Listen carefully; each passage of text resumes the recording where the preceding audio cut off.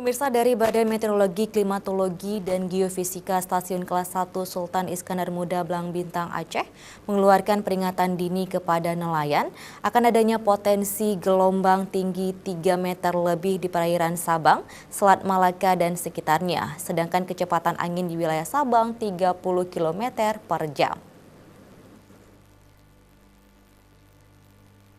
Peringatan dini atau warning dikeluarkan Badan Meteorologi, Klimatologi, dan Geofisika Stasiun Kelas 1 Sultan Iskandar Muda Blang Bintang Aceh. Karena dalam 2 hari ke depan perairan Sabang, Selat Malaka, dan sekitarnya berpotensi gelombang tinggi 3 meter lebih. Untuk perairan Sabang dan Banda Aceh, tinggi gelombang 1 hingga 3 meter.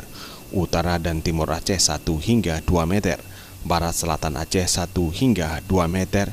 Selat Malaka bagian utara 0,5 hingga 2,5 meter, dan untuk Samudra Hindia bagian barat Aceh 1 hingga 2,5 meter.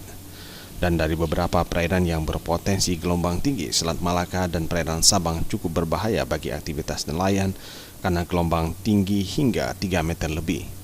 Untuk kecepatan angin, Sabang 30 km per jam, Sigli, Merdu, dan Biren masing-masing 20 km per jam, serta wilayah kabupaten lainnya masing-masing 10 km per jam.